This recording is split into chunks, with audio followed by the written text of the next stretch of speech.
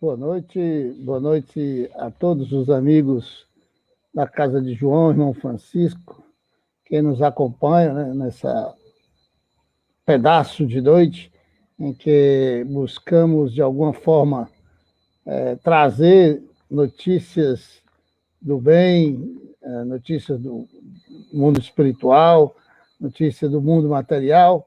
E hoje nós temos o prazer de estar aqui com o nosso amigo Fred. Fred, já estamos ao vivo na página do Facebook.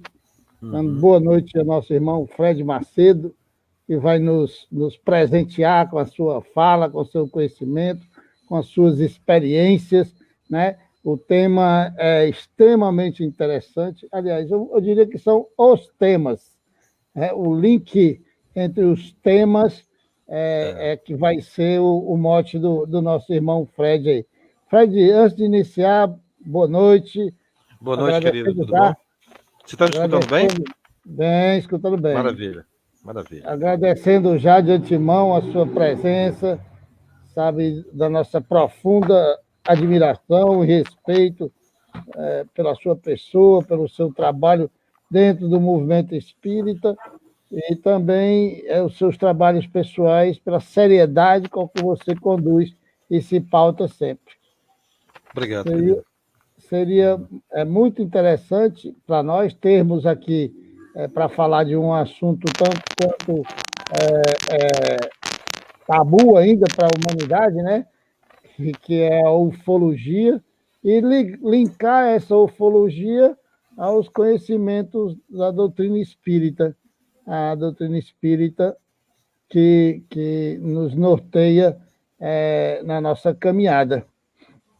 Então, Fred, da seguinte forma, a gente faz a prece inicial, aí Sim. Depois eu vou fazer um breve comentário, já iniciando com uma pergunta.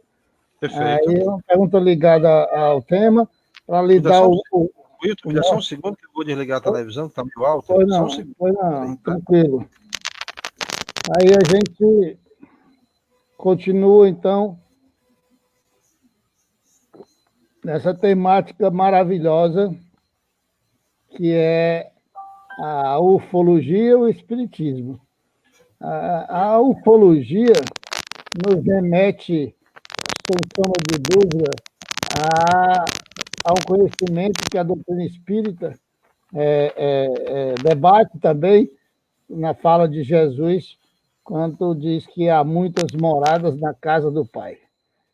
Mas antes da gente iniciar, Fred, já dando boa noite aqui aos nossos irmãos que estão chegando, a Cristina, boa noite, paz e luz para todos, a Selma, boa noite, a Devale, boa noite, Gorete, lá do Lima Campos, que bom lhe ver, Gorete, boa noite, e a Oneide Moreira, que também, entre outros, já estão aqui se ligando à nossa conversa.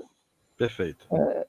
Eu vou fazer a prece inicial, Fred, no final você faz a prece de encerramento, tá bom? Perfeito, combinado. Então, aqueles que quiserem fechar os olhos, apenas para buscar uma concentração é melhor. Bom Jesus, querido mestre, divino irmão, estamos hoje, mais uma vez, reunidos em teu nome, buscando a compreensão da verdade, a verdade que tu disse que nos libertará. Agradecemos, Senhor Jesus, ao nosso irmão, que ele seja intuído pelos bons espíritos, para que possa, de uma forma tranquila, nos mostrar o seu pensamento, as suas ideias, a realidade do mundo espiritual, para que nós, de posse desse conhecimento, possamos buscar o que pode ser fonte de força e motivação para a nossa transformação moral. Porque a lei do progresso é exatamente isso, o que nos impulsiona para a nossa reforma íntima, para o nosso crescimento moral e espiritual, e, nesse sentido, que nós estamos aqui hoje agradecidos pela presença de todos os irmãos que nos acompanham, encarnados e desencarnados, nesse projeto de levar um momento de pensamento, de fé e esperança para todos que passam por esse momento de dificuldade que nosso planeta, nossa orbe, passa nesse momento. Muito obrigado, Jesus. Que assim seja, graças a Deus.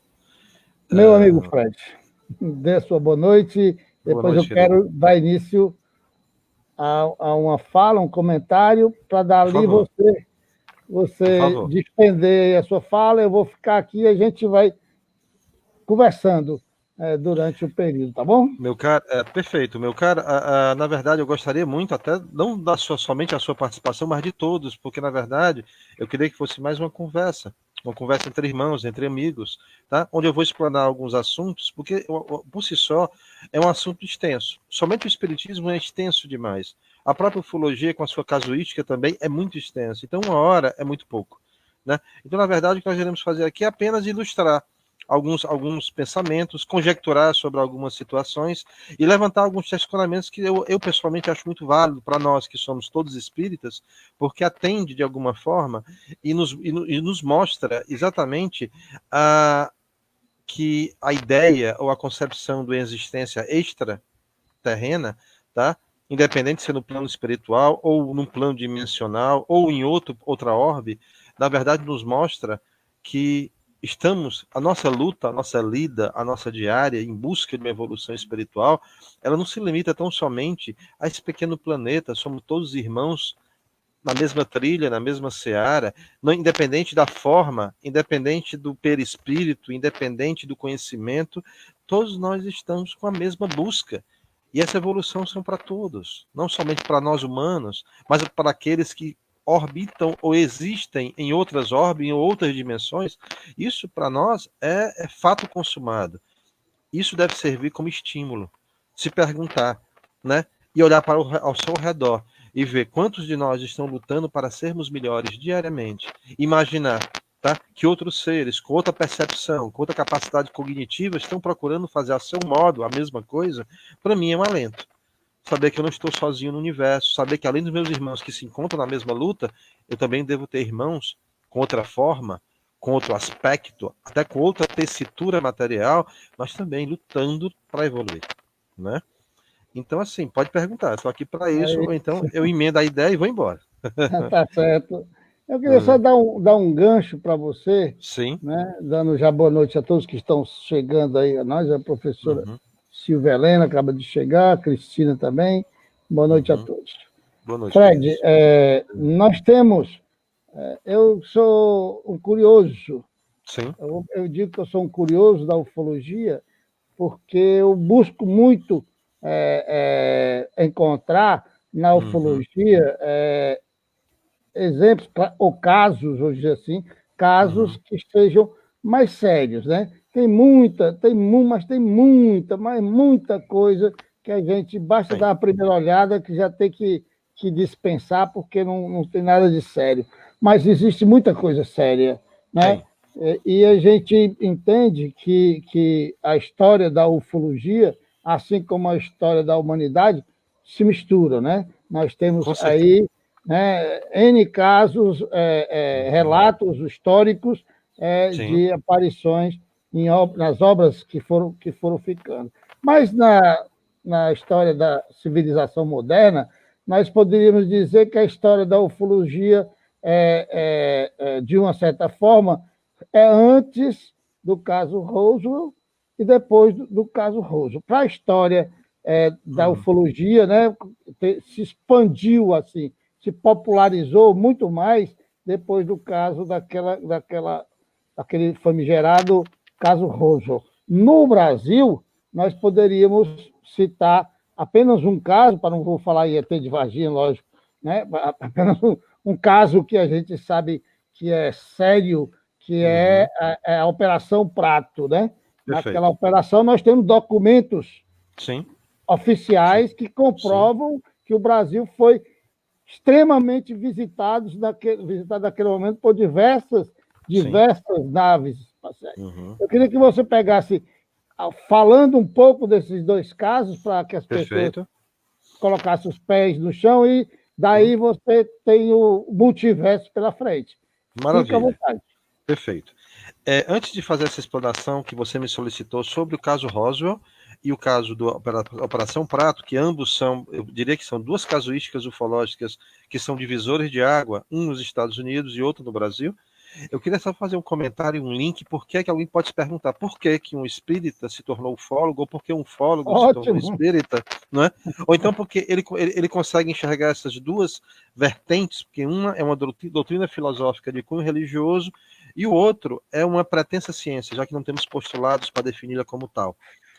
Mas é engraçado se nós observarmos tanto a doutrina filosófica, o espiritismo, quanto a ufologia, que estuda eventos ou casuística de objetos voadores, aí você pode identificá-los como OVNIs ou OSNIs, quando eles são submersos, ou notadamente UFOs, que é a expressão inglesa, mas a gente pode falar sobre as duas porque ambas se pautam na crença de uma vida extraterrena.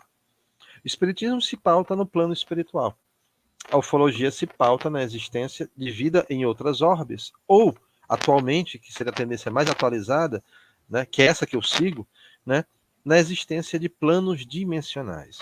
E aí essas duas se vinculam aí.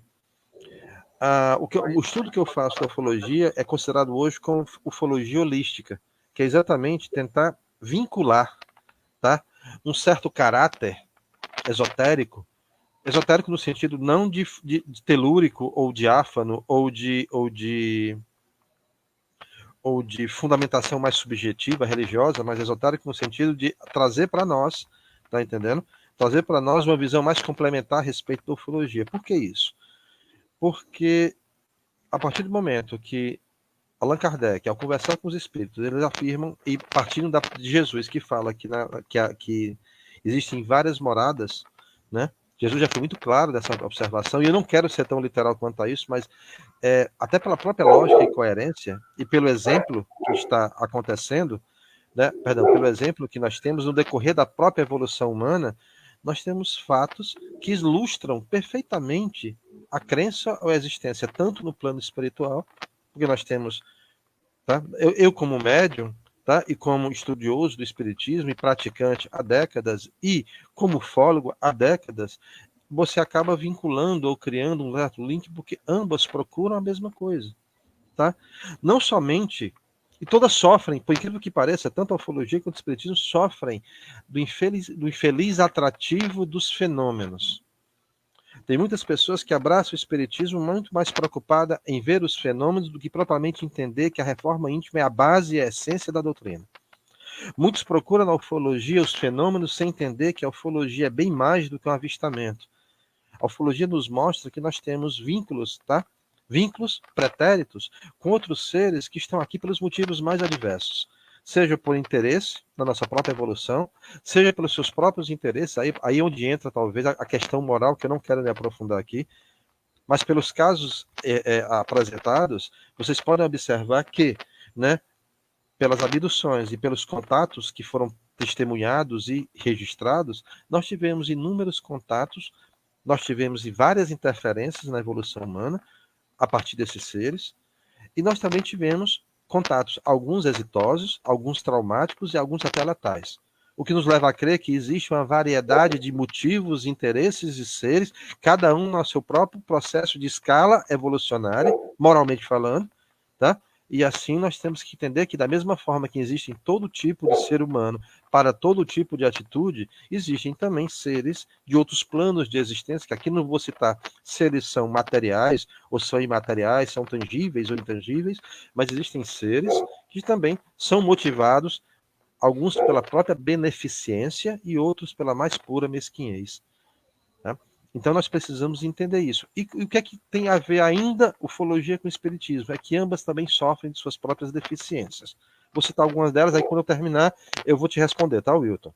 Ok. Primeira, o que falta no espiritismo? Falta uma estrutura, tanto o espiritismo como a ufologia. Ambas sofrem da ausência de uma estrutura epistemológica coerente. Como isso? Nós precisamos saber interpretar o Pentateuco kardeciano. Tá? As 5 obras, tá, de Allan Kardec, tá, ela é muito clara na sua proposta, mas nos mostra a ponta do iceberg. E, de certa forma, eu acho que isso aqui deve ser um sentimento que não somente eu, mas que todos, nós procuramos ler, reler, e quanto mais relemos, mais nos aprofundamos na doutrina, mas muitas vezes nós nos frustramos porque ainda não temos compreensão de entendê-la de forma plena e efetiva. Não culpa das obras de Allan Kardec, culpa de nossa própria limitação e da nosso próprio estágio evolucionário atual. Tá? Mesma coisa se aplica à ufologia. Falta-nos uma exegese, tá, mais coerente. Falta também uma hermenêutica, tá, que seria uma interpretação e leitura dos fatos de maneira clara. E eu já citei aqui anteriormente. E sobra atração pelos fenômenos. E aí, meus amigos, há toda uma sorte de leituras equivocadas, de ambas, de tanto para a ufologia como para o espiritismo, há toda sorte de atitudes equivocadas por parte do pretenso pesquisador ufólogo ou do pretenso espírita, e aí nós vamos criando uma sucessão de equívocos que muitas vezes se torna quase irreversível, tá? E é por isso que nós vemos irmãos espíritas falando toda sorte de absurdos, como também nós vemos pretensos pesquisadores ufólogos sem um devido compromisso com a pesquisa metodológica, com a pesquisa coerente, com o método adequado, começa a procurar e afirmar coisas que não existem. Observem que as duas sofrem do mesmo mal. Para juntar as duas, falta muito pouco. E aí aparece uma pessoa e junta. E cola as duas. Pronto. E é por isso que nós temos, eventualmente, surgem no mercado, surgem na cidade, surgem nas mídias, um pretenso pesquisador ufólogo que afirma coisas que não se concretizaram, não podem serem, atualmente não podem ser comprovadas, e surgem ditos espíritas afirmando coisas que não existem ou coisas totalmente inadequadas para o estudo espírita. E aí vai comprometendo ambas as coisas. Compromete o espiritismo na sua proposta de conhecimento, compromete a ufologia na sua proposta de trazer para nós, tá, uma visão muito mais abrangente, porque se nós entendermos que fazemos parte de um todo, tá, e literalmente somos uma parcela talvez pequena, insignificante, mas não menos relevante, de um universo maior, talvez possamos entender, talvez, tá, a nossa própria importância. A nossa pequenez diante do universo não mostra o tamanho de nossa importância em relação à nossa própria evolução. E talvez devemos parar, tá, para ponderar e moderar nossas atitudes em função dessa consciência. Tá? Era mais ou menos isso que eu queria explicar. Não sei se eu fui claro na minha explicação. Tá? Claríssimo. Tentando responder a pergunta do nosso amigo irmão Wilton, tá? É fato. Tá? É comprovado pela própria evolução humana que nós temos aqui, nós temos na própria evolução a história oficial, deixar claro isso, a história oficial humana ela é permeada de intervenções que não podem ser interpretadas. Nós temos sítios arqueológicos com um grau de tecnologia construtiva que para nós hoje é totalmente desconhecido. Nós temos comprovações factuais, registros fotográficos e nós temos provas cabais de que o ser humano, durante um certo período que nós desconhecemos qual seja, dominou certos conhecimentos e certas técnicas que se perderam na poeira das eras. Então, é muito fácil entender que para nós atualmente, estamos vivenciando um grau tecnológico nunca registrado antes em relação à nossa própria humanidade contemporânea. Mas nós não temos conhecimento no que diz respeito às construções primitivas de 4, 5, 6 mil, 8 mil anos. E a tecnologia está permitindo nos aprofundarmos em outros sítios com registros urbanos de cidades que desconhecíamos por 25 mil anos, 30 mil anos, onde, pela própria história oficial, o ser humano mal tinha condição, tá, de manusear pequenos apetrechos, o que dirá fazer construções extremamente complexas, tá, e com técnicas que hoje desconhecemos por completo.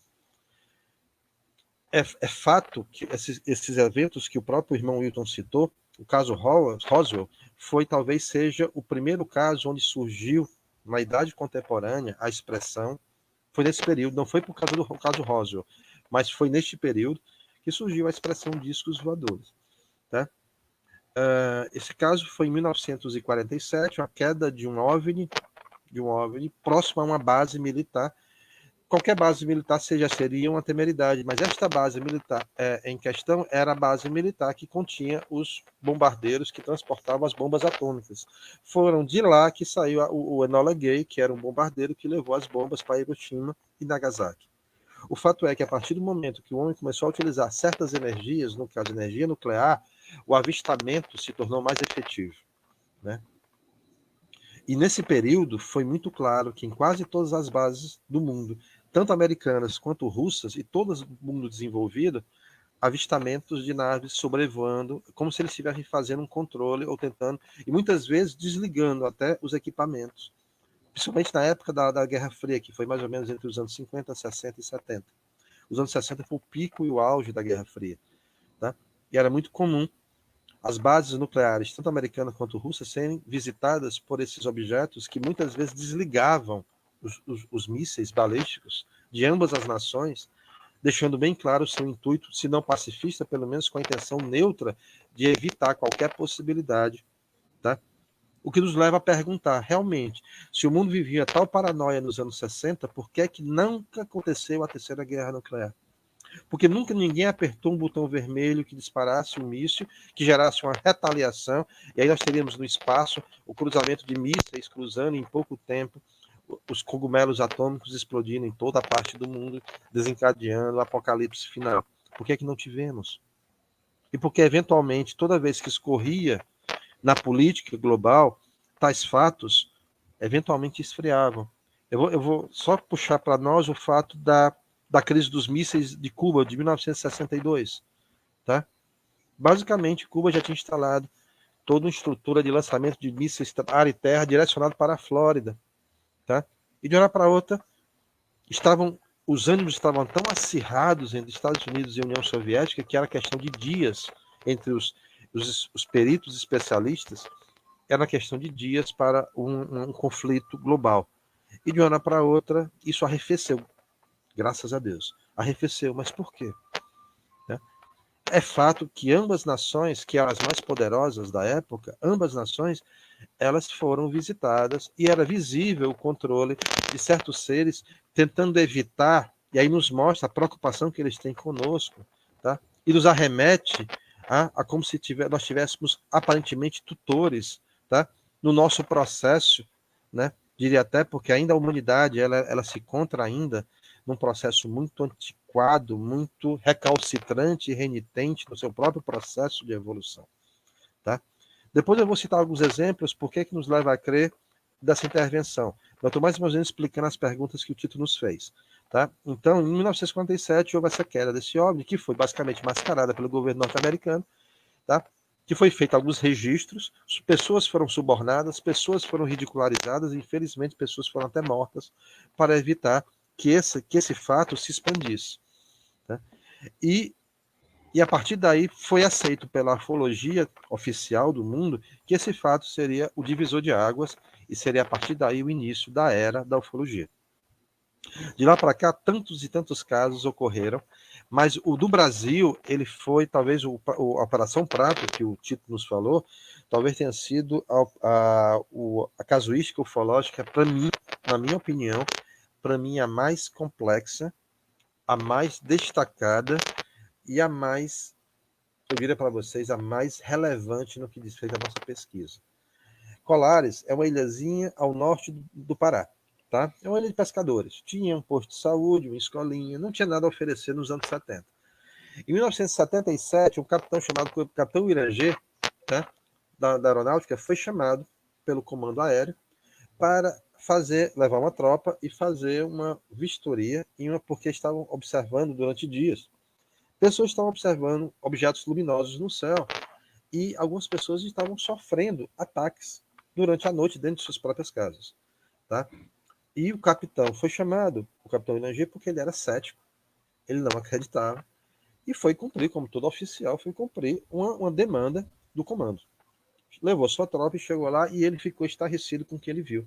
Ele passou 4 meses escolares e o que ele pôde falar, ele não pôde, depois de 4 meses, ele foi convidado a se retirar, porque a missão dele estava cumprida, e somente, isso em 1977, e somente em 1996, ou seja, quase 2 décadas após ele, já como coronel reformado, ele se permitiu fazer uma reportagem contando as suas experiências.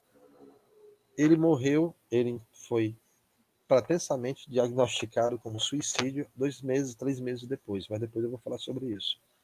E o que ele nos contou foi que, quando ele chegou em Colares, ele encontrou um caos estabelecido por causa do inúmero de... Veja bem, não era um avistamento pontual, eram avistamentos diários e contínuos de todo tipo de aeronave estranha que vocês pudessem. Não somente isso, como os ataques aconteciam mesmo com as casas dos pescadores em polvorosa, com as janelas e portas fechadas, onde pequenos raios passavam pelos telhados, muitas vezes, tá? Eles tinham um interesse muito especial no nosso sangue, no nosso plasma. E geralmente o raio era direcionado para as mamas femininas e nos homens eram próximo à genitália masculina, próximo aos testículos. E em alguns casos gerava até morte. A médica do local teve um avistamento, ela saiu, era 11, 10 e meia da manhã, um sol claríssimo, ela levantou os olhos e viu sobre o posto médico. E o registro desse militar, o capitão Energia, foi uma coisa excepcional, né? Foi uma coisa assim única, porque ele passou 4 meses registrando imagens de todo tipo, inclusive teve contatos com esses seres. O capitão Energia não entrou muito em detalhes sobre o que ele conversou, debateu com esses seres. Mas o fato é que meses depois ele suicidou. O mais estranho é que ele suicidou amarrando o cinto de uma calça no pescoço e se pendurando na cabeceira da cama. Gente, eu pessoalmente não sou médico, mas eu pessoalmente não consigo entender como a pessoa pode se enforcar amarrando o cinto no pescoço, inclinando o pescoço com o cinto preso na cabeceira da cama. Tá? Eu deixo isso aí para as... Não é teoria da conspiração, é simplesmente eu não consigo imaginar como a pessoa consegue se sufocar nesse momento aí, mas enfim, ele suicidou e todo o material dele, tudo que ele registrou, está no controle oficial do Comando Aeronáutico do Brasil. É sabido, eu sei porque no início dessa década, perdão, no início desse século, em 2002, 2003, todas as nações assumiram o compromisso de liberar alguns arquivos referentes a OVNIs. Isso foi muito bem aceito e foi muito bem aplaudido por todos os pesquisadores de ufologia. Só que foi uma grande frustração, porque eu pessoalmente entrei, me registrei, me cadastrei e fui atrás, como outros, foram atrás exatamente dos registros da Operação Prato. Nada ou quase nada estava disponível. Na verdade, eram casos incipientes, eram casos muito frugais, eram casos bobos até, diria, que não trazia nenhuma luz sobre a pesquisa ufológica. Na verdade, vi nisso mais uma manobra de duas uma, para, primeiro, dar uma satisfação à sociedade global, e segundo, fazer uma média, né, com os pesquisadores, e aí você via que não tinha nada de relevante ou nada que pudesse trazer uma luz mais forte sobre a pesquisa ufológica.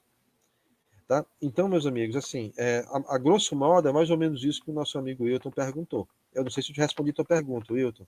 Era isso Meu mais ou irmão, menos que você... deu uma aula de história real para nós, né? Que é bacana demais a Obrigado, gente querido. saber da verdade, né? Eu queria também colocar Hum. a famosa e popular área Q na nossa conversa. Sim. Qual é a sua teoria? Por que centenas de milhares de avistamentos e fenômenos de Sim. perseguição como esse, e muita gente ferida, até conhecidos nossos, por que essa área é tão popular para os nossos irmãos extraterrestres? Em 2015, eu fui dar aula na universidade, lá em Quixadá, e uma das coisas que mais me preocupou foi exatamente aproveitar esse período que eu estava lá dando aula para exatamente fazer minhas pesquisas ufológicas em Quixadá, porque a casuística lá é muito grande. Tá? Eu não saberia informar um padrão estabelecido, mas existem locais no mundo que parecem, de alguma forma, serem interessantes ou serem pontos nodais de atração para avistamentos ufológicos. Quixadá é um deles. Já levantaram a ideia, a hipótese de que os monólitos, né, os Inselbergs de Quixadá seriam, mas é fato que eles causam interferência, tá? É difícil um celular pegar próximo aos monólitos, mas é natural, né? É natural, já que eles são Inselbergs, né? Imagina que ela só aponta, tá? O maior deles está imerso na Terra, então eles causam interferência sim. Mas por que Quixadá? Da mesma forma, por que a região central do Brasil tem esse avistamento ali, perto de Bonito, perto de Arraial da Aldeia, né? São Tomé das Letras, principalmente, avistamentos quase que diários. Por que isso? Tá? Aí eu posso citar uns 100 fins aqui, que a gente pode marcar e fazer um seminário de 2 meses sobre isso, que a gente vai elencar o número de teorias sobre isso, que vai da pesquisa ufológica externa, né, dos extraterrestres, até a teoria da Terra Oca, né, que dizem que certos locais na Terra são pequenos portais, as cavernas são portais ou aberturas para o interior do planeta, onde existem civilizações extremamente avançadas, tá? E que, de certa forma, durante alguns anos, há milhares de anos, viviam sobre a superfície, mas um cataclisma fizeram com que, e as guerras fizeram com que eles se recolhessem ao interior da Terra e deixaram a superfície para os primatas, que por si só evoluíram até chegarmos à nossa humilde existência. Mas isso, gente, são puras conjecturas, né? Da mesma forma que, assim, é difícil você falar sério sobre ufologia porque não temos nada palpável, não temos nada concreto, não temos um postulado que sirva de estrutura basilar para levarmos isso a um status de ciência. E é por isso que aparece toda sorte de inescrupulosos, ou de picaretas, ou de caça-níqueis, que afirmam as coisas mais estapafúrdias com a intenção de amealhar alguns tratados. É difícil, mas não é impossível, não. E aí, onde se aplica isso junto ao nosso espiritismo?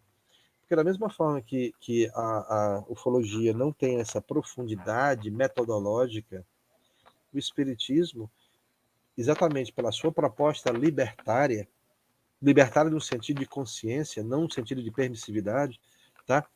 As pessoas se equivocam achando que pode fazer tudo do jeito que quiser, não. A partir do momento que o espiritismo te dá a responsabilidade de crença e te dá a responsabilidade sobre as consequências dos seus atos sem dogmas ou sem mistérios da fé, tá? Ela exige de você um comportamento extremamente coerente, que pondera, que modera, que avalia, que analisa e que critica.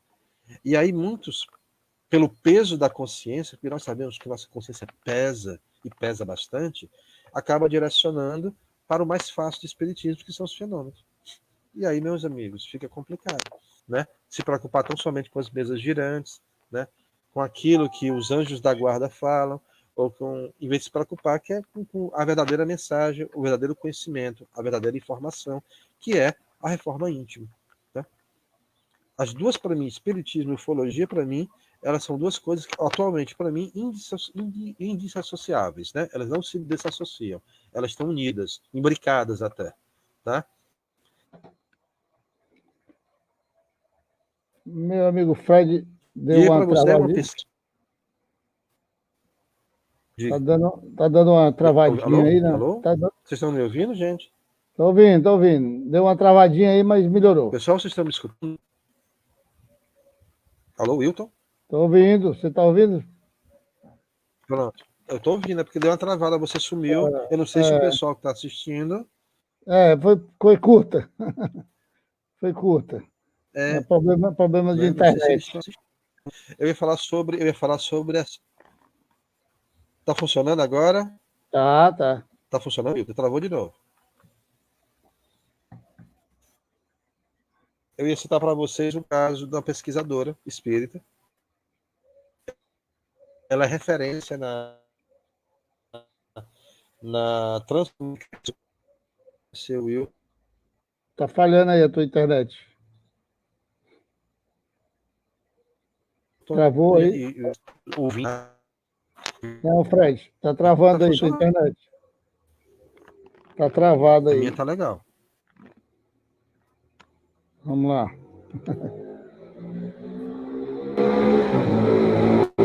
A minha não. Vamos ver se volta. Vamos ver se volta. A minha tá funcionando. Na internet. Pronto. Vocês estão me ouvindo? Ouvindo, mas Wilton? ouvindo. E aí, voltou, Wilton? Voltou. Travou? Minha internet tá funcionando. Tá funcionando bem, eu tô ouvindo bem. Vamos lá, Tá? continua. Eu tô ouvindo bem. Continua. Não sei se o pessoal tá me escutando. Vamos lá. Você estava falando. Ia falar da Sônia Rinaldi, né? Pronto? Exatamente. Sônia Rinaldi, ela faz um trabalho no Brasil de transcomunicação instrumental, que ela utiliza rádio, ondas de rádio, exatamente para fazer registro e comunicação com o plano espiritual. E muitas vezes ela consegue captar, além das comunicações estabelecidas, ruídos, como se fossem conversas paralelas, tá? E ela escuta com muita clareza ela está dialogando com o espírito, e por trás dele, em conversas paralelas, ela escuta com muita clareza alguém falar assim: eu estou conseguindo ver São Paulo daqui. São Paulo. Ou seja, é como se a pessoa estivesse se colocando numa posição elevada, né? Sobre o orbe, sobre o planeta. Tá? E ela também psicografou um livro do espírito chamado Gregory, chamado Missão Alfa 1, onde, nesse livro psicografado por ela fala do contato entre seres dimensionais no plano espiritual. Olha só a ideia, tá? Seres espirituais conversando com seres dimensionais. É um livro maravilhoso, indico, é uma boa leitura, tá? Ah, Fred, isso é uma referência verídica? Gente, aí é onde entra o crivo da análise crítica de cada um, tá? Eu não. A Rose fez um comentário aqui dizendo que minha voz está travando. Wilton, minha voz está travando para ti? A Voltou a funcionar imagem. normal? É. A Tá um imagem pouco. pode travar, mas o som tá bom? Tá bom. Tá dando para escutar? Tá bom, Tá, né? sim. Pessoal Tá. que está ouvindo, eu quero. Dê um feedback para ver se vocês. A Rose fez um comentário aqui dizendo que minha voz está travando um pouco. Eu gostaria de um feedback de quem está escutando para saber se o som está saindo legal, tá, pessoal? Enfim, tá? Ela nos leva a uma análise exatamente sobre essa vinculação. Porque, na verdade, hoje o conceito de seres extraterrestres foi acrescido mais um conceito. Da mesma forma que nós aceitamos a existência sobre uma ótica espiritual, da existência de mundos variados, em vários níveis e escalas de evolução, tá? Onde nós temos seres de massa densa e bruta e seres com tessitura mais diáfana, mais etérea, né? Também existem seres ufológicos, sob a ótica da ufologia, que se apresentam materiais, e aí eu deixo para aqueles que gostam de classificar os seres. Um diz, é cinza, é grey, é ariano, é reptiliano. Isso eu não me apego, tá? Eu prefiro que cada um procure a sua própria verdade. Mas, nesse sentido, sob a ótica da ufologia, existem seres também que poderiam se apresentar para nós como espíritos. Inclusive até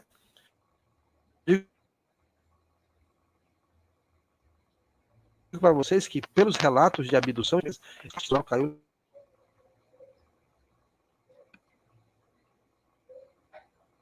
Legal. Tá, travou, Fred. Agora travou.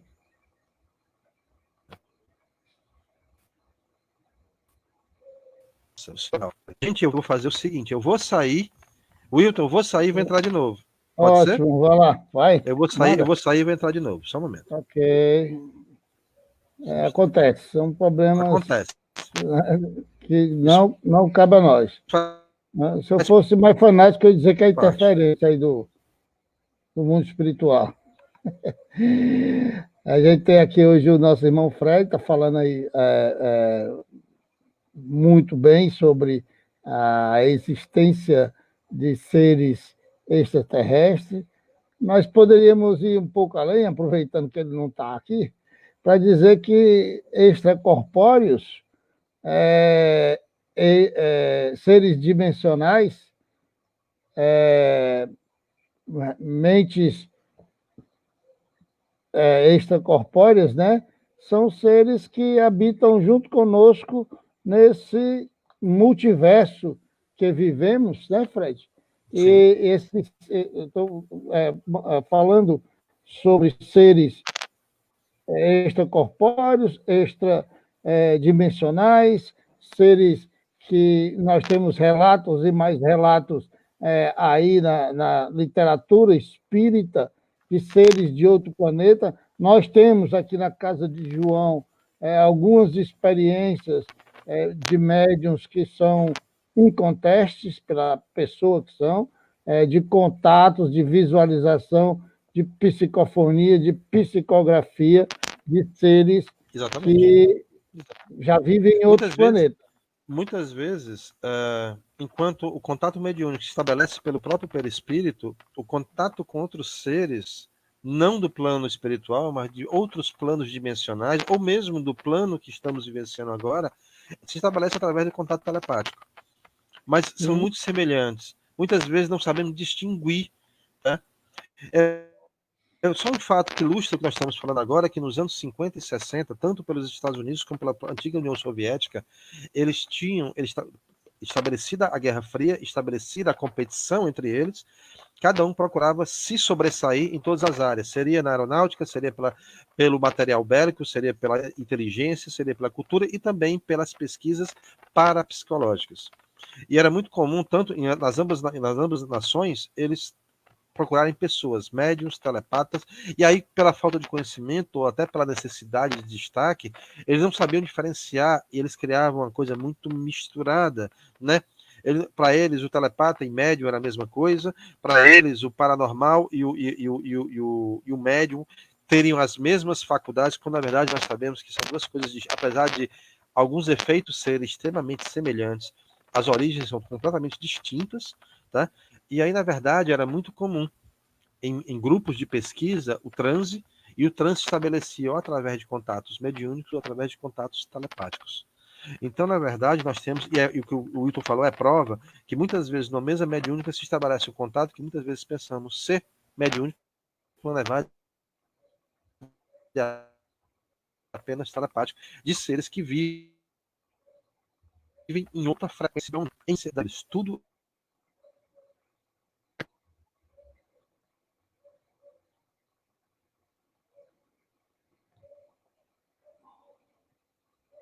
Travou de novo, Frank. Que todos agora, e nós estamos perdendo o sinal, tá? Então, é preciso entender que o que muda, tá ouvindo? Tá, sim. Pessoal, Tá, sim.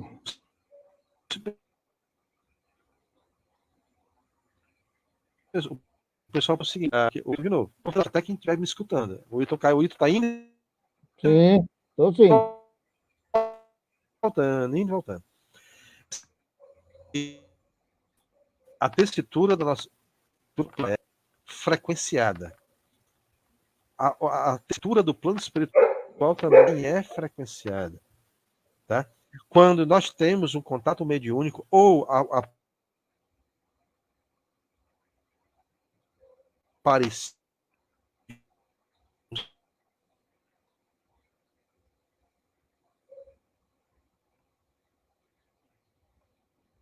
ser espiritual, essas frequências de conexão que caiu.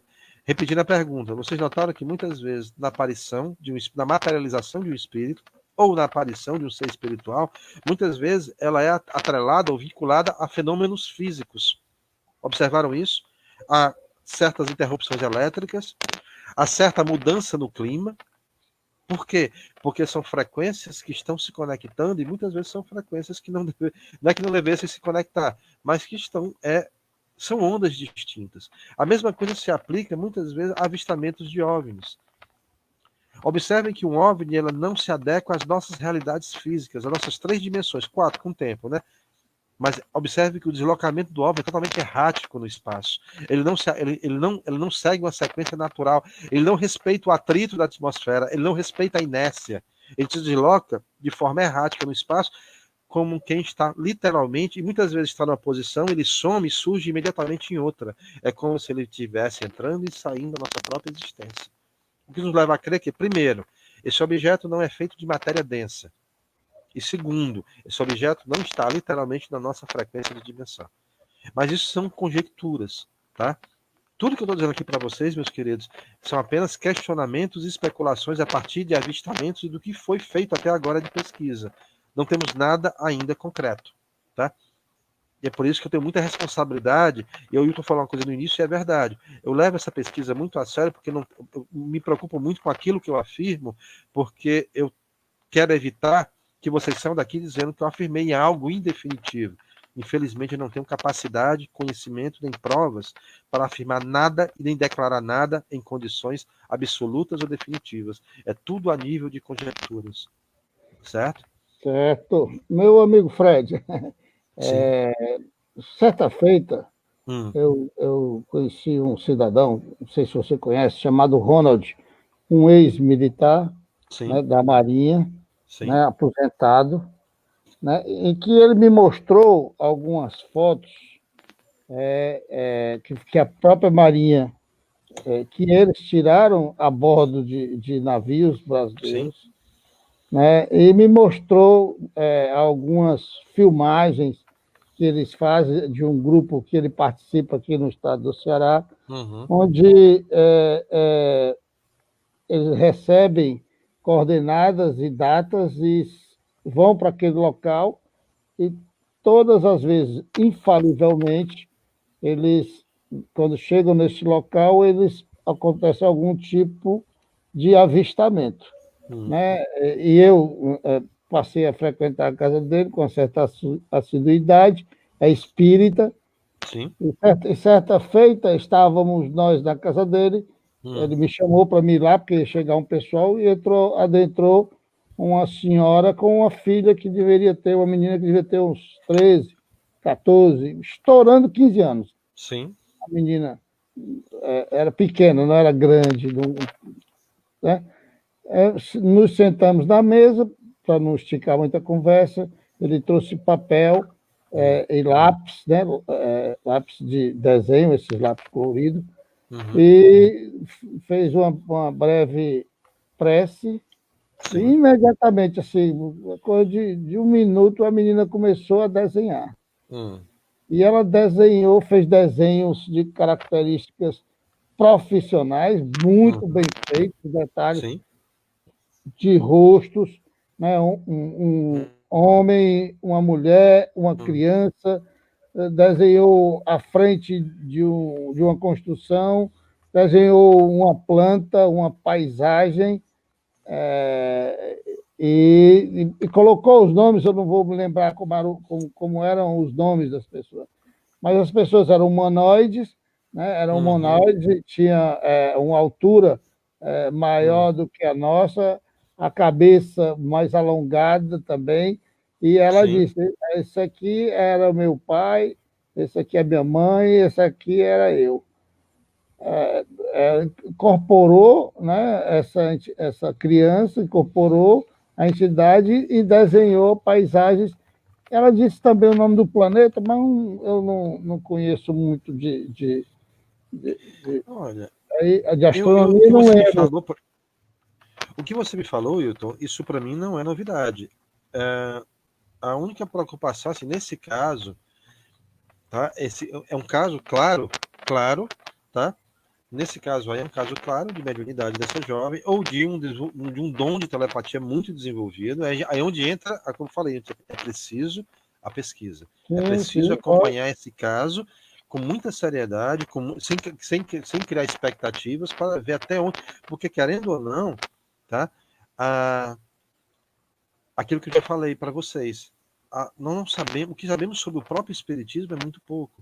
O que sabemos dos desdobramentos que as reencarnações permitem é muito pouco. Cada reencarnação parece ser um caso único. Até nos casos de lembranças de vidas passadas se aplica também. É muito difícil a gente conseguir estabelecer um padrão. E é isso que muitas vezes frustra o pesquisador, o estudioso, e aí acaba ele, de forma consciente ou inconsciente, procurando os caminhos mais fáceis, as trilhas, né? E acaba gerando um desserviço. Mas o que você me falou é muito claro, não é? Eu poderia citar aqui para vocês casos de pesquisadores. Um exemplo claro, acho que todo mundo já ouviu falar de Nikola Tesla, né? Sim. Nikola Tesla é um dos maiores Vai sair cientistas. um filme biográfico dele aí agora, Que já bom, já. vou querer assistir. Nikola Tesla, a maioria dos produtos que ele criou estava muito além do seu tempo e ele só conseguia, ele basicamente ele estava em transes onde ele afirmava que muitas coisas apareciam para ele e orientações sobre montagens, ou ele estava dormindo, aí demonstrava um dom de mediunidade inconsciente, ou ele estava acordado e entrava em transe, onde ele via o objeto e ele tinha que, ao término do transe, ele pegava um papel e transcrevia antes que a imagem sumisse. Ele muitas vezes falava que o cérebro dele era apenas um receptor de ideias que vinham de outros planos de existência. Essa frase não é minha, é dele. Tá? Então observem aí que são casos clássicos. Tesla, Leonardo da Vinci, que também ele passou a juventude totalmente recluso numa caverna, onde ele dizia: eu vi vozes. Leonardo da Vinci foi um dos homens mais inteligentes, uma das maiores referências. Ele foi artista, arquiteto, engenheiro, músico, pintor. Ou seja, difícil você elencar a quantidade de dons, de virtuoses, né, que aquele homem era capaz de ter. Então, assim, Einstein, outros tantos, é que o nome dele é um indiano, matemático, que na verdade nunca teve formação acadêmica e que ele recebia informações matemáticas e equações enquanto dormia. E ele não tinha, é uma pessoa de origem humilde, o nome dele, me perdoem, admito minha ignorância por expressar o nome dele, que é um nome indiano, não consigo expressá-lo, mas depois eu vou pesquisar e repasso para vocês. E ele era uma pessoa de origem humilde e nunca frequentou uma escola, ele tinha um grau de conhecimento instrucional muito limitado, mas ele tinha um grau de desenvolvimento de matemática nunca antes visto, tanto é que ele se tornou professor universitário, sem ter mal ter frequentado uma escola. Tá? E hoje, ele já faleceu, infelizmente, mas no decorrer dos anos 50 e 60, ele dava aula na Inglaterra, na Universidade Inglesa, porque ele era um cidadão britânico. Lembre que a Índia era colônia inglesa até 1948, né? Então, meus queridos, há casos claros, há vários contatos que ainda precisamos nos aprofundar para entendermos se isso aqui é um contato mediúnico pelo plano espiritual ou isso aqui é um contato telepático de seres dimensionais que sejam extraterrestres no nosso plano de existência, ou eu ia falar agora, Wilton, ou ultraterrestres, que isso é uma concepção nova de quem estuda ufologia holística, que é exatamente aceitar a existência de seres materiais, mas que estão vivendo em uma frequência dimensional diferente da nossa. Então eles se apresentam muitas vezes de forma diáfana, muito semelhante a um ser espiritual, ou muitas vezes se apresentar em forma de luz, porque não temos capacidade ainda, dentro da nossa limitação fisiológica, biológica, tá? Dentro da nossa limitação, nosso modelador plástico, nosso próprio perispírito, de conectar-se a esse ser e não conseguir entendê-lo. Inclusive, até visualizá-lo da forma adequada. Certo? Entendi, certíssimo. Nós temos aí também, hoje, na atualidade, o caso do menino russo lá, o Boriska, né? Sim, sim. O caso do Boriska é extremamente interessante. Quer que você fale um pouquinho dele aí para nós? Por isso que ele surgiu assim ele desde jovem, desde menino, é uma criança ainda, mas desde a mais tenra idade, ele apresentava dons que não eram capazes, né? Pela própria infância, pela própria pouca idade que ele já apresentava capacidade de interpretação, de leitura e de conhecimento, e até de expressar um conhecimento que não seria capaz de uma criança, muito menos um conhecimento tão complexo que os pais dele não teriam capacidade de passar. Até que ele admitiu ter vindo do planeta Marte, né? Só que assim, logicamente ele foi ridicularizado, virou motivo de chacota, ele foi para programas, onde entra também, foi para programas sensacionalistas, e aí, de certa forma, foi diluindo a referência dessa criança, tá? Mas hoje ele em tese, passou o efeito da mídia, né? Passou o efeito do espetáculo, então hoje ele tem uma vida aparentemente comum. Ele apresenta e fala de coisas que eu vou ser sincero contigo, Wilton. Assim, na verdade, o que ele falou não foi nenhuma novidade. O que era novidade era uma criança com tão pouca idade expressar aquilo dentro de uma coerência desconcertante. Mas se fosse dito para uma pessoa adulta, só que ele afirma ter vivido em Marte. Aí me arremete aos livros psicografados por Chico Xavier em 1935, Cartas de uma Morta, da mãe dele, que a mãe dele, em tese, fez, de acordo com o livro psicografado, fez uma visita a Marte e descreveu Marte como uma civilização evoluída, com arquitetura, com técnicas construtivas, valores morais avançados, inclusive até um biotipo físico a partir de um perispírito com capacidades volitivas, ou seja, o marciano tinha uma certa capacidade de voo. E tudo lá mostrava que era um planeta muito além, em termos morais, de evolução moral e tecnológica, muito além do nosso, né? Mas aí você vê que, de acordo com as imagens vindo da NASA ou de outras agências espaciais, Marte aparentemente é um planeta morto. Nos arremete também a leitura. Veja bem que eu estou apenas conjecturando. Nos arremete também a leitura do livro do Armand, né, Exilados de Capela, que fala, tá, dos egressos de Capela, que tinham tecnologia, mas moralmente questionáveis, vieram para a Terra e chegaram no período, tá, onde eles reencarnaram, passaram um certo tempo no plano espiritual para adaptar o seu perispírito, já que eles vinham de uma existência etérea, já que Capela não é um planeta, é uma estrela binária gasosa, ou seja, não tinha como eles terem uma aparência humanoide, essa massa densa não seria possível vivenciar a existência em Capela, mas então eles saíram de lá, passaram um tempo no plano espiritual, adaptando o seu perispírito de acordo com as energias vitais que eles estavam consumindo da Terra para criar todo o perispírito e se adaptar à existência humana, tá? Então nós temos aí casos que falam porque Capela, como eu falei para vocês, é uma estrela binária. Nós temos a Revista Espírita, de 1858, se não me falha a memória, abril de 1858, que fala de uma psicografia de um ser que diz que mora em Júpiter. Vocês estão ouvindo, pessoal? Ouviu, Wilton? Sim, sim. Sim. E ele descreve Júpiter também como um planeta muito avançado, tá? Em todos os aspectos, inclusive o médium, ele desenvolveu, ele não sabia desenhar, mas ele fez, como essa garota que você informou, ele desenvolveu um traço técnico de representação gráfica maravilhoso, onde ele escrevia e explicava isso com muita clareza, tá? Me mostrou que em Júpiter tinha uma existência onde os seres também não tinham aparência humanoide, mas também não eram totalmente etéreos, não eram seres luminosos, não eram seres intangíveis, tinha uma matéria mais sutil, né? E eram seres de estatura mais elevada e também com grau tecnológico e moral mais evoluídos. Inclusive, quem morava em Júpiter era Mozart e Cervantes. Mozart tinha uma casa e era vizinho, quase na mesma quadra, de Cervantes. Então, assim, o que nós estamos falando aqui, pessoal, são de psicografias de seres afirmando a existência cabal em outros planetas. Só que Júpiter, de acordo com informações de agentes espaciais, Júpiter não permite para nós a mínima possibilidade de existência pela sua condição climática, pela sua condição geomorfológica. E aí eu digo, será que esse plano de existência não está além da nossa observação? Será que a existência em Marte não está sendo vivenciada efetivamente em outro plano dimensional? Será que a existência em Júpiter também está sendo vivenciada em outro plano dimensional, a qual nós não temos, pela frequência de existência terrena, não temos capacidade nem de observar e nem de entender? Mas ainda é conjecturas, tá, pessoal? É só para ilustrar, por favor. Meu irmão Fred, Diga, querido.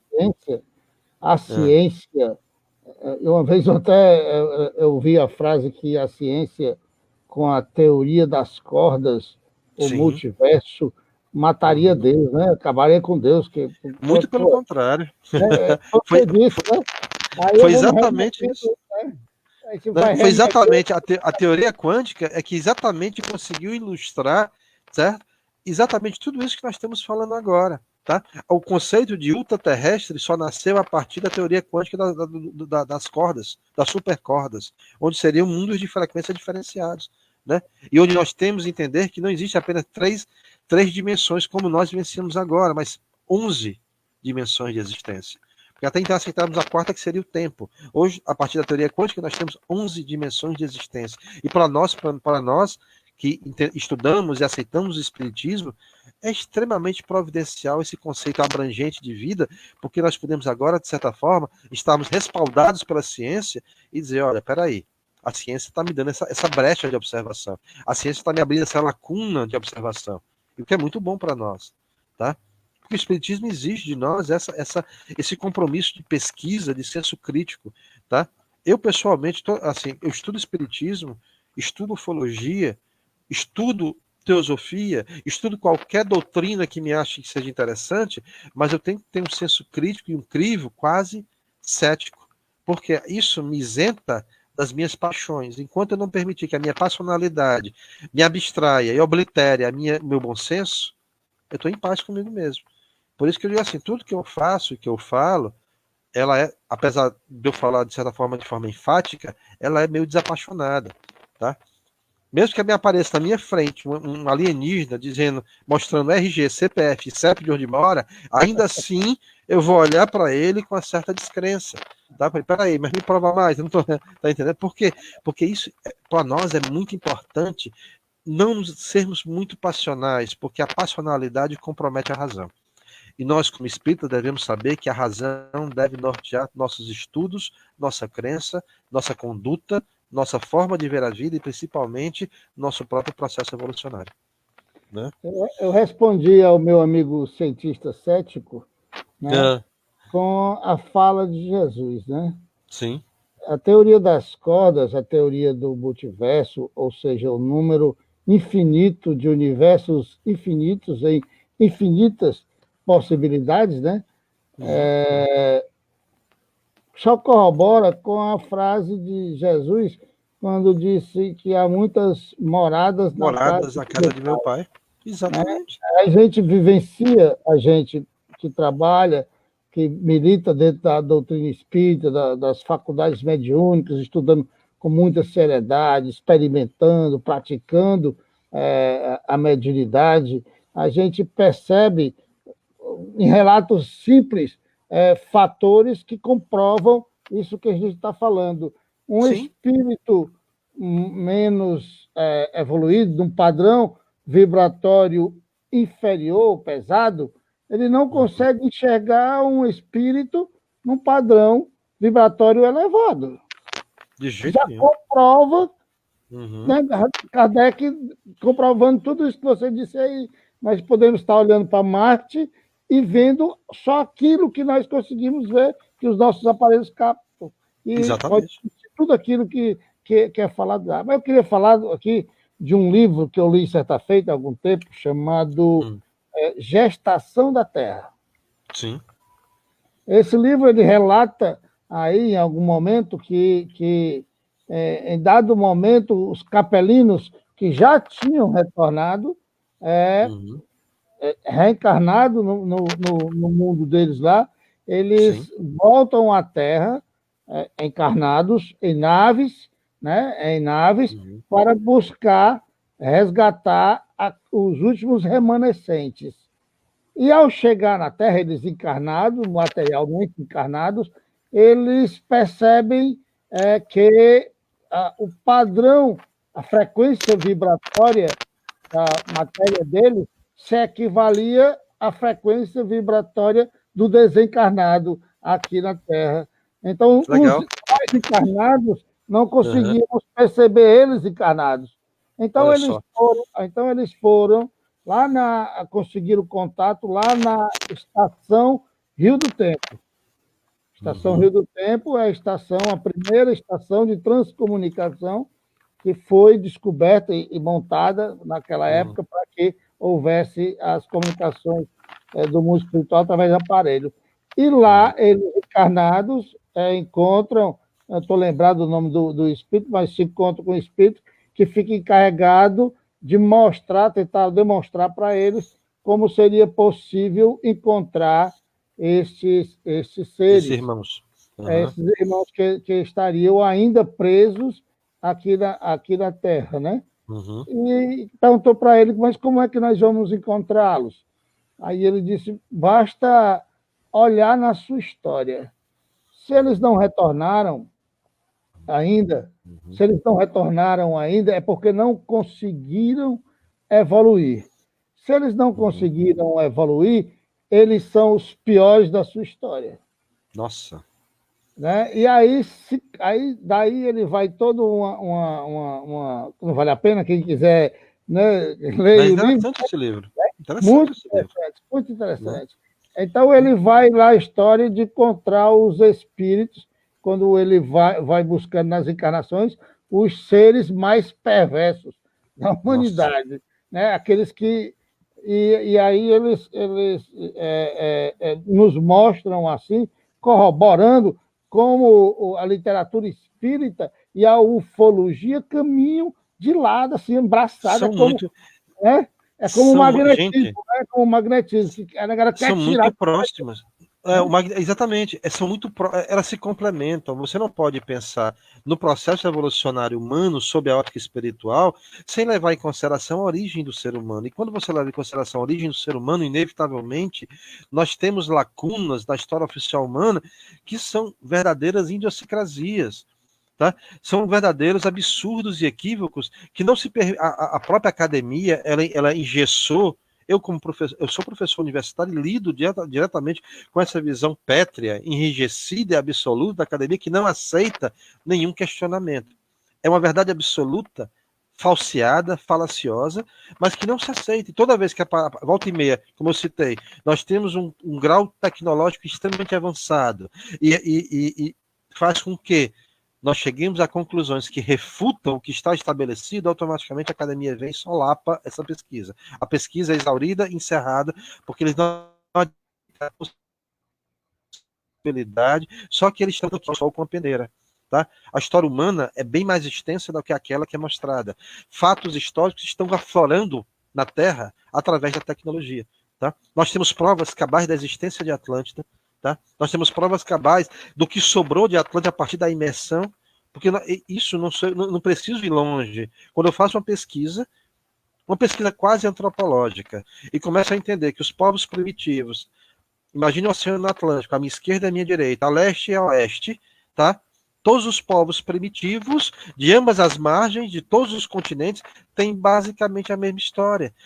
Fomos originados de seres que possuíam grande tecnologia, tá, e grande conhecimento, mas que sofreram uma grande cataclisma, onde o seu continente emergiu e nós sobrevivemos. Olha só, eu não estou falando de povos no mesmo espaço físico, eu estou falando de povos com o universo, com o oceano intermediando sua existência, de uma distinção temporal, tá? Uma distinção temporal de séculos ou milênios.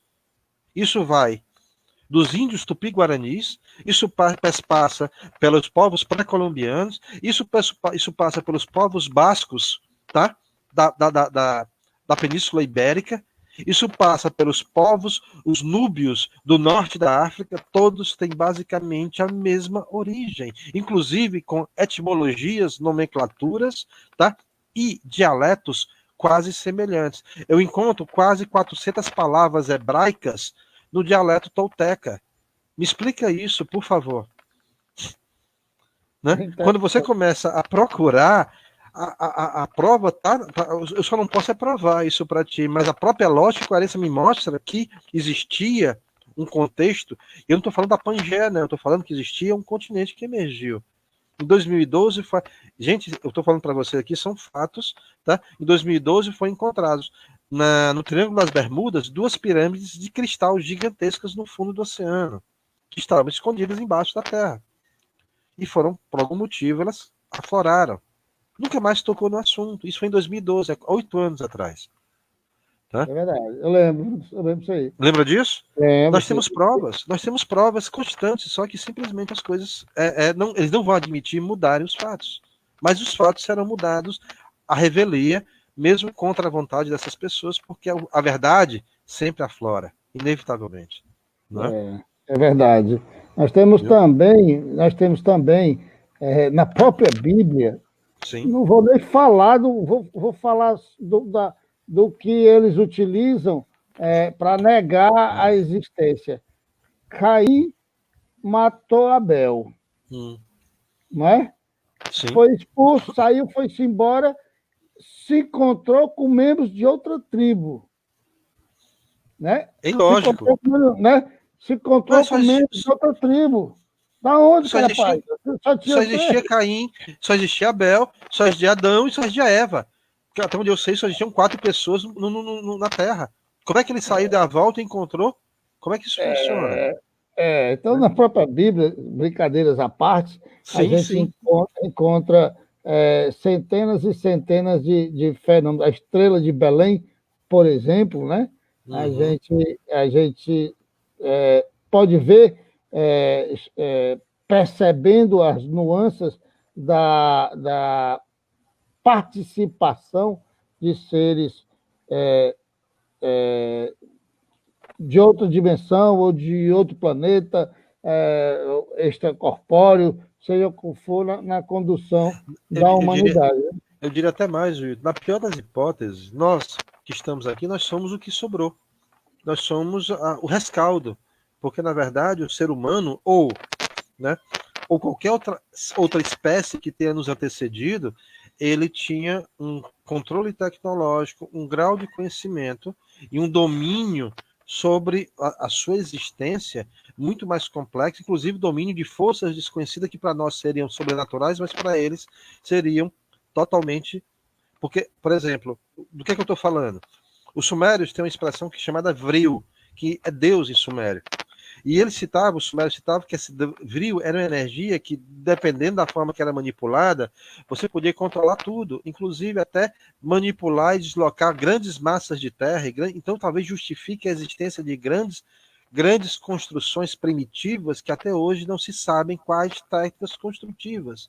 Me explique as pirâmides do Egito. Me explique as pirâmides de Teotihuacan, no México, é Teotihuacan. Isso. Que é uma civilização antes dos toltecas, antes dos astecas. Elas sumiram 1000 anos antes, tem toda uma estrutura urbana, tá? E de uma construção com um grau de arquitetura tão elevado que seria humanamente impossível, seres primitivos, hoje seria difícil, o que dirá há milhares de anos. Então, pergunto a vocês, tá? Como aceitar a história oficial se nós estamos buscando a verdade como elemento-chave do nosso próprio processo de evolução espiritual, né? É Aí eu, preciso. aí, aí eu lhe pergunto, Fred, para a Sim. gente, a conversa está tão boa que nós vamos aqui esticando, se Não, por você... mim, queridos, por mim, essa conversa por mim pode se estender. Eu tô, né? Pronto. Eu queria entender, Fred, lógico, você falou aí de diversas Uhum. linhas de pensamento dentro do movimento espírita, movimento não, das pessoas que fazem o espiritismo e tal, Sim. e eu não consigo compreender muita coisa, mas vou me ater Hum. à incompreensão minha, como que existe espíritas que não acreditam em vida fora do planeta Terra. Como se explica? Porque está recheado não é, está recheado de ensinamentos dos espíritos nos mostrando a possibilidade de viagem interplanetária, evoluir o planeta, o espírito evoluiu mais que o planeta, vai para um mundo mais evoluído. E onde é esse outro mundo? Né? Meu caro Wilton, eu vou lhe responder assim, com toda a humildade que eu possa vir a ter, e não é humildade, não é humildade dissimulada, é sincera. Tem muitas pessoas que adotaram o espiritismo, mas não internalizaram, tá, a doutrina por si só. O espiritismo, ele exige de nós um grau, não é nem um grau de resiliência, não. É um grau de compreensão que muitas vezes nós não temos essa capacidade. Por isso, o exercício diário, né? Ele pede qual é o segredo, ou qual é a palavra-chave para o espiritismo? É a reforma íntima. A reforma íntima exige de nós uma mudança completa. Não é somente uma mudança estereotipada, externa, farisaica. Ele pede de nós uma mudança por completo, né? Que seria como? A autocrítica, o autoconhecimento, a consciência de nossas próprias limitações e aceitar o espiritismo como uma doutrina libertária, não uma doutrina permissiva, que são duas coisas distintas. O espiritismo não permite qualquer agregação. Isso não é um discurso purista, não é. Tá? Mas a pessoa que vai para o espiritismo tenta adaptar o espiritismo à sua realidade. Não, você que tem que se moldar ao que o espiritismo te pede. Então, se o espiritismo deixou claro, e é muito claro e óbvio pela própria explicação de Allan Kardec, a partir das perguntas que ele fez aos espíritos, e eles responderam que existem várias orbes de evolução, me parece muito claro e coerente entender e aceitar isso. Eu não posso explicar como isso funciona.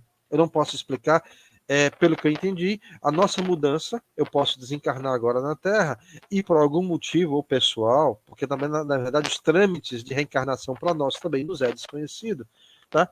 Eu em reencarnar em outro plano de existência, com outra forma física, com outro perispírito me moldando, porque meu modelador plástico vai se adaptar à realidade física daquele nova orbe que eu vou existir, mas fazendo um comparativo meio estúpido da minha parte, nós temos irmãos espíritas que questionam isso, estão muito mais preocupados, isso aí eu estou generalizando, não vou citar nomes, porque nem tenho arcabouço moral para julgar ninguém, mas deixo claro que é preciso entender que tem irmãos espíritas que veem o espiritismo como uma seita, veem o espiritismo como uma religião, quando na verdade o espiritismo é uma doutrina de tríplice estrutura que precisa ser vivenciada efetivamente em nossas vidas. Ela tem que ser internalizada e o nosso discurso tem que coadunar com as nossas ações, tá? Então é por isso que nós vemos certos equívocos e certas idiosincrasias que é espíritas votando, tá, em pessoas que incitam a violência, pessoas que incitam o preconceito, pessoas que com discurso de ódio. Isso não coaduna com o estudioso espírita. Discurso de ódio não coaduna com os seus espíritas. Preconceito não coaduna com o espírita. Tá? Discriminação não coaduna com o espiritismo. Tá? Classes sectárias e atitudes excludentes não compactuam e nem coadunam com aquela pessoa que se diz espírita. E nós encontramos, infelizmente, alguns irmãos nossos que ainda não entenderam qual é o verdadeiro objetivo do espiritismo, que é trazer evolução através de um autoconhecimento, através da mudança de atitudes e através do controle efetivo, diário, tendo como máxima vigiai e orai, e simplesmente me permitindo crescer, abrindo mão daquelas deficiências morais mais arraigadas que eu possuo e me permitindo ter uma visão abrangente, mas nunca perdendo foco. Aquilo que eu falei. Tudo que eu falei aqui, pessoal, são crenças pessoais, são conjecturas pessoais, tá? Que talvez eu fico feliz caso isso possa vir a servir de reflexão para vocês. Mas eu não tenho nenhuma pretensão de convencer vocês de absolutamente nada, a não ser que vocês reflitam sobre a sua própria existência e aceitem o universo como ele é, tá entendendo? E partindo de uma premissa coerente de que se nós estamos aqui, por que é que eles também não podem estar lá? E um dia, se Deus permitir, em breve, nós iremos comprovar isso aí de alguma forma. Deus espera, né? A gente tem no movimento espírita, dentro do espiritismo brasileiro, e que está mundial, né? Um grande ícone, que é o Chico Xavier. Sim. Ninguém pode discutir o que o Chico fez pelo movimento espírita, né? De forma nenhuma, sim. De forma nenhuma, né? E a gente viu aí, naquele programa de documentário que foi feito lá, chamado Data Limite, né? E agora teve a segunda parte, né? Teve a segunda parte agora. A gente vê que se estabeleceu um prazo, né? Para que, se a humanidade não adentrasse numa guerra mundial que fosse capaz de destruir a humanidade, nós seríamos ter a oportunidade de vivenciar o contato com seres extraterrestres abertamente, né? Essa é a proposta do documentário, né? E que esses seres iriam dar à humanidade um salto evolutivo. A gente... espero. Né? Espero, sim. Né? Eu acho que talvez seja... Porque Kardec diz que a evolução moral é uma consequência da evolução intelectual. Quando você consegue igualar as duas, você consegue aquela iluminação que é chamada toque da alma, né? E se ilumina. Evoluiu, foi-se embora. Talvez o salto seja de conhecimento, né? Porque eu acredito que se tivermos hoje, por exemplo, nesse momento, chegar aqui uma nave espacial, parar ali aqui não, essas coisas só acontecem nos Estados Unidos, né? Não acontece no Brasil. Não, espacial lá em Washington, os caras vão meter bomba nela, mas sem a menor sombra de dúvida. Não vou esperar nem conversar. Olha, é o seguinte, assim, a humanidade, apesar da presença, isso é uma opinião pessoal, assim, a partir das minhas pesquisas e estudos, a humanidade está sempre sendo tutor, ela tem um tutorial desses seres há muito tempo. A humanidade, na verdade, e de acordo com alguns estudiosos, eu poderia citar aqui Zacarias Sitchin, que morreu em 2010, arqueólogo, pesquisador e a maior referência em tradução suméria, que ele traduziu as placas sumérias, e de lá escreveu alguns livros falando sobre porque as placas sumérias basicamente são a referência para nós, na nossa história oficial, de que a escrita foram as placas cuneiformes sumérias de 8.000 anos atrás. Na verdade, as placas sumérias nos arremetem a 15, 20, 25 mil anos, onde o ser humano já apresentava um grande grau evolutivo em termos de conhecimento, tá? E aí mostra muita clareza o processo evolucionário do ser humano, que distingue um pouco daquilo que nos foi mostrado pelos espíritos no Pentateuco kardeciano. Ele meio que afronta, mas também afronta e complementa, porque na verdade, aquilo que eu falei antes, precisamos ser muito claros e muito humildes para aceitarmos que os espíritos nos informaram tão somente aquilo que temos condição de compreender. Não temos capacidade ainda de entender tudo. Não temos a mínima capacidade de entender o plano espiritual. Ele nos mostra, é como falar com a criança. Você vai falar sério com a criança, você omite alguns fatos porque ela não vai compreender, vai confundir mais do que orientar, e você explica somente aquilo que ela precisa entender. É exatamente o nosso caso. O ser humano hoje, no grau evolucionário, e eu falo hoje, eu poderia ser em 1857, há 150, 160 anos atrás, nós somos crianças em franco processo de amadurecimento. Nós somos mesquinhos, nós somos egoístas, nós somos individualistas, nós não somos solidários, nós tentamos, eu diria até para vocês, meus queridos, que nós não temos nem razão, nós temos um certo grau de racionalidade. E esse certo grau de racionalidade que permite que nós tenhamos essa dualidade. É por isso que o ser humano é tão dual. Nós temos a razão e nós temos o instinto. É por isso que aquela velha frase, né? Eu sei que está errado, mas eu quero fazer porque eu gosto de fazer. A nossa natureza ainda é muito permeada de deficiências morais, apesar da racionalidade que possuímos ser uma luz no fim do túnel. Então não temos capacidade ainda. Seria leviano e seria até extremamente desagradável nós criarmos alternativas ou atalhos para tentar compreender aquilo que não temos. Então é por isso que, eventualmente, nós temos nossos irmãos que até se frustram, porque quer dizer que o Espiritismo só é essas cinco livros que Allan Kardec codificou? Não, aquilo ali é só a ponta do iceberg. Se nós conseguirmos internalizar aqueles 5 livros, maravilha. Tá? Para nós agora é o suficiente. Nós temos estudiosos, grandes estudiosos, que se referenciam, e para nós é um complemento de estudo. E nós não devemos ter o senso crítico para saber separar o joio do trigo. Nós temos pessoas que são oportunistas, que utilizam o espiritismo, da mesma forma que utilizam a ufologia, tá? Como caça-níqueis, para ludibriar incautos e incultos. Nós temos isso diariamente, meus queridos. Tá? Principalmente na ufologia. Tá? Eu poderia citar casos aqui, mas eu seria. Eu nem vou falar de coisas tão desagradáveis, porque tem pessoas que realmente conseguem amealhar bens e verdadeiras fortunas iludindo. Iludindo, tá? Pessoas que querem acreditar. O crente, eu digo crente, não estou me referindo por Deus a nenhum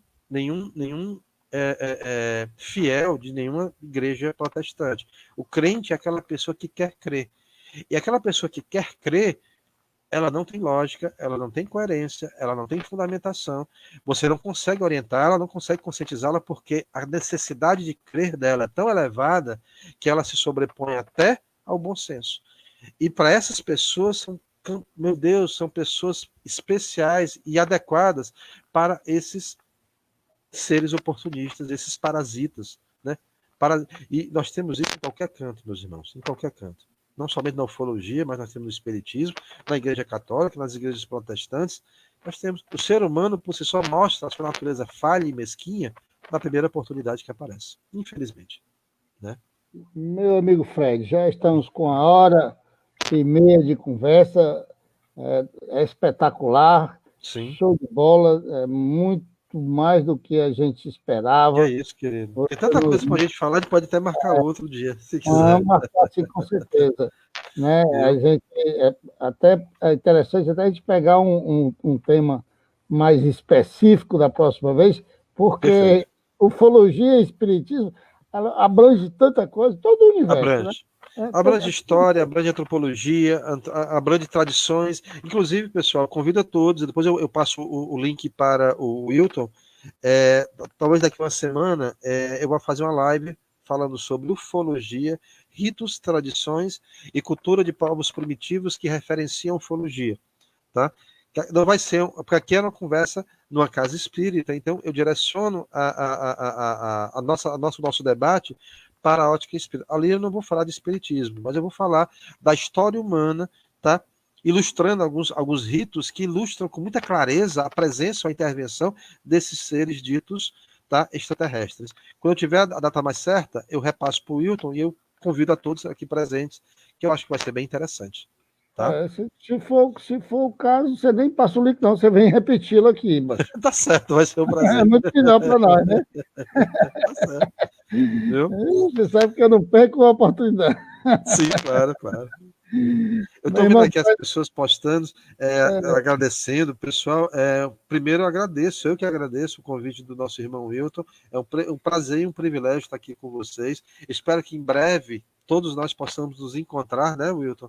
Numa palestra é, presencial, né? Porque é sempre bom. Eu gosto muito, é um tema que realmente eu tenho interesse.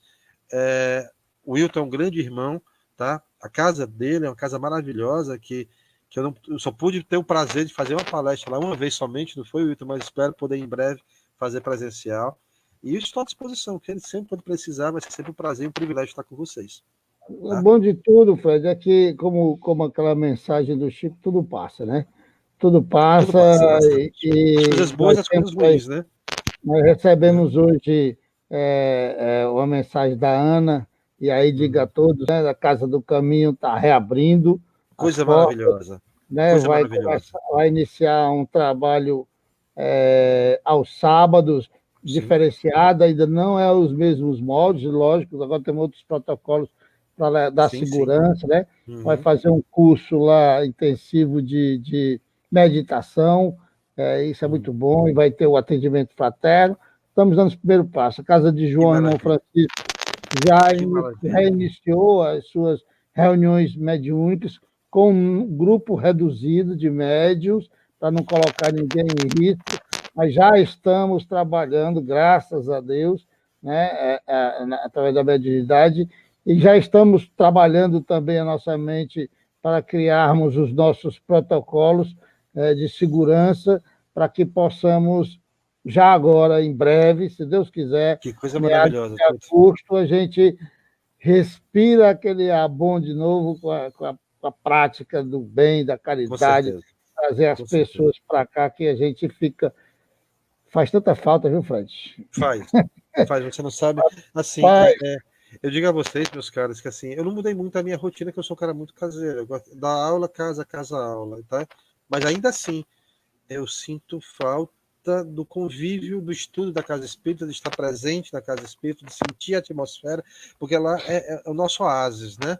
A gente vivencia tribulações, vivencia adversidades, mas a casa espírita para nós é aquele revigor. Você vai lá, você pondera, você faz uma prece, você permite que a espiritualidade se purifique e você sai leve.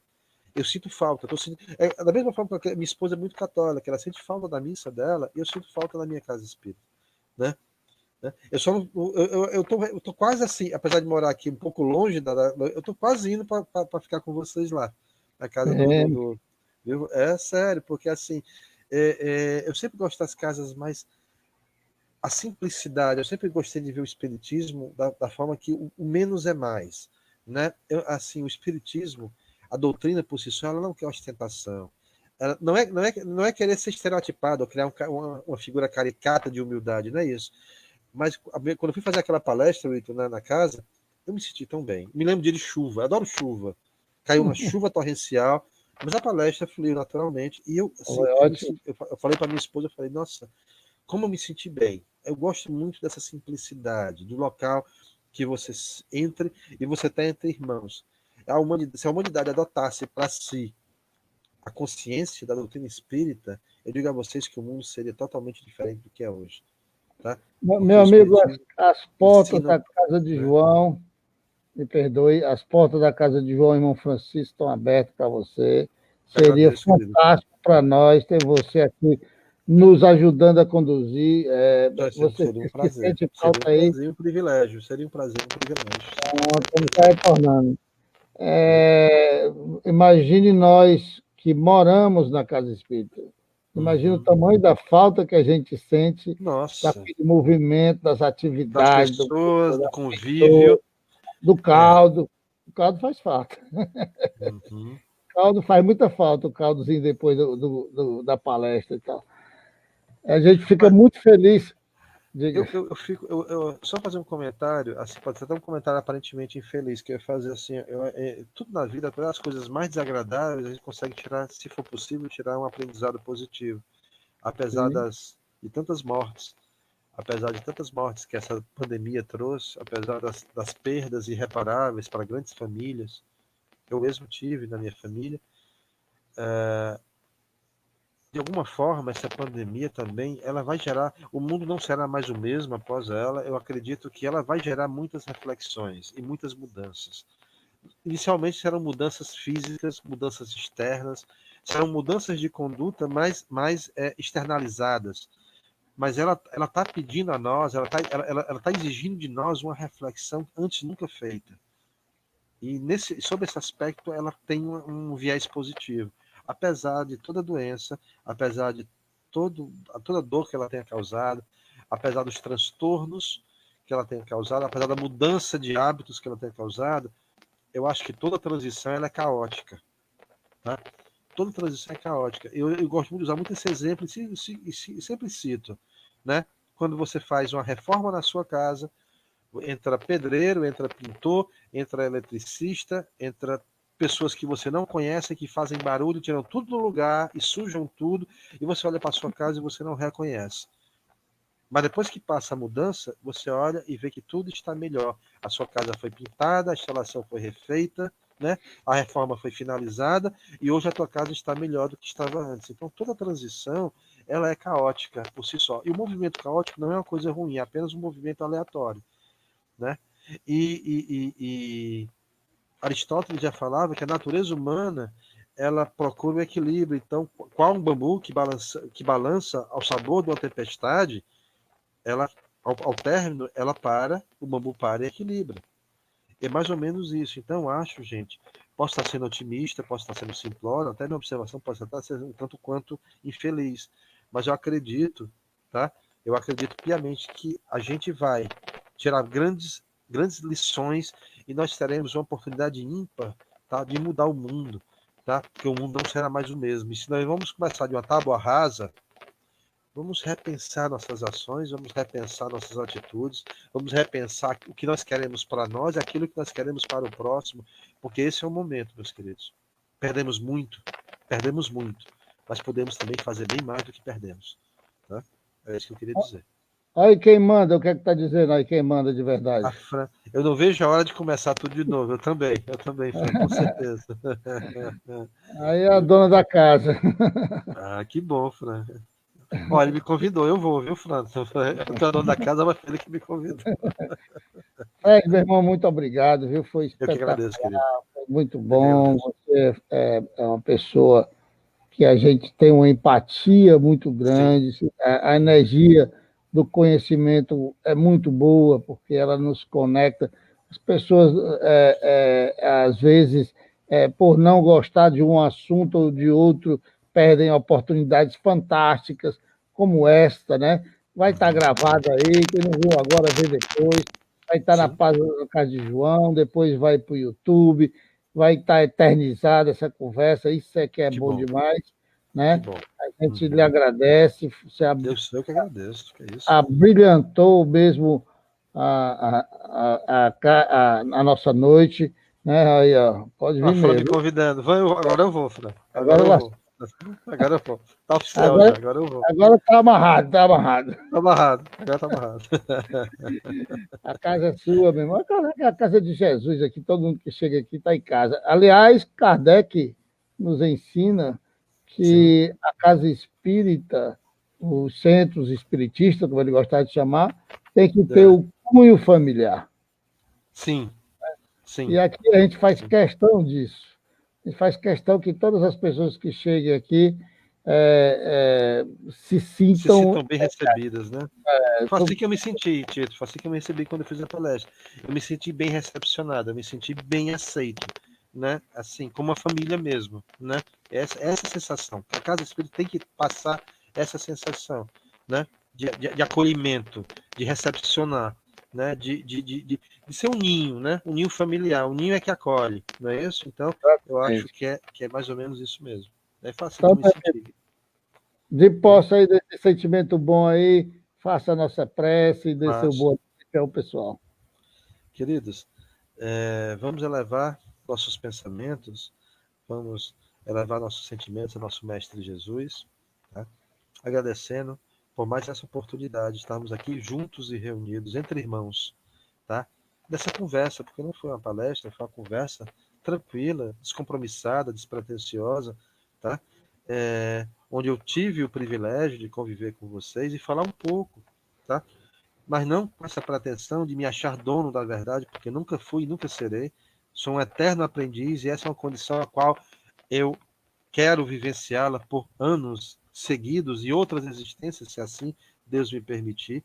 Mas, acima de tudo, agradecer o privilégio de estar com vocês nesta casa maravilhosa, mesmo que virtualmente, estar com vocês, tá? Nesse momento de confraternização e onde todos aqui, irmanados por essa vibração tão boa, tá? Eu tive a oportunidade de conversar com vocês um assunto, a qual para mim é muito apaixonante, sim, sempre foi, mas é um assunto que muito me agrada, é um assunto que há muito eu pesquiso e só tenho que agradecer. Então peço a todos vocês o meu agradecimento e peço acima de tudo a Jesus que nos ilumine sempre, nos proteja e nos guarde hoje, agora e por toda a vida. Que assim seja, meus queridos. E aproveitar aí o nosso amigo Fred aqui para convidar as pessoas para participarem amanhã, né? Amanhã o live, nós estamos no ar desde que começou a pandemia, todos os dias, viu, Fred? Todos os dias nós estamos no ar aqui, só não na quarta-feira, que é o dia do nosso estudo, que também está sendo online, né? Aí não tem como a gente ficar no ar, porque é um estudo mais aprofundado, não dá para ser aberto, né? Mas amanhã nós vamos trazer um palestrante aí que é muito bom, é reconhecido interplanetariamente, né? Que vai falar Quem é, Wilson? Que vai falar sobre mundo espiritual sou eu. Eu vou assistir, eu quero assistir, cara. Eu vou assistir, sim. Manda o link do Facebook, eu quero assistir. Eu vou tentar aqui falar sobre o mundo espiritual, polemizar aqui para todo lado, porque tem muita coisa bastante interessante para ser vista aí, partindo de Kardec, lógico, né? Com certeza, sempre. Meu amigo, muito obrigado. Todos estão muito obrigado a você. Muito obrigado a todos. Muito obrigado pelo convite, viu, Fran? Muito obrigado também pelo convite, Tito. E em breve nos veremos. E assim, como eu falei, o prazer, eu mando depois o link. Se for no caso, eu venho aqui e refaço a palestra. Porque ela não vai ter nenhuma conotação espírita. Ela vai se focar tão somente em fatos históricos. Mas se for de interesse a vocês, eu faço aqui. Só não vou falar de espiritismo, porque ela é direcionada. Onde eu falo, né? Assim, já falei sobre espiritismo, já falei sobre ufologia numa loja teosófica. Então, eu falo sobre a ótica da teosofia. Como essa não tem nenhuma vinculação com nenhuma doutrina, eu vou falar tão somente de fatos históricos. Mas se for de interesse, vai ser um prazer mais uma vez. Viu? Obrigado, meu irmão. Deus lhe abençoe. Obrigado, queridos. Boa noite. Boa noite a todos. Um abraço. Vocês também. Até mais. Tchau. Um abraço a todos. Deus abençoe a todos que estiveram conosco até agora, tendo essa paciência, né? O Fred é essa figuraça aí que a gente gosta muito. Espero que ele realmente venha fazer parte do grupo de trabalhadores da Casa de João, irmão Francisco. Ele é espiritista e cultura. É mesmo, Leide, é isso mesmo. Só é cultura. Muito obrigado a todos. Não percam amanhã, vai ser bem interessante. Abraço.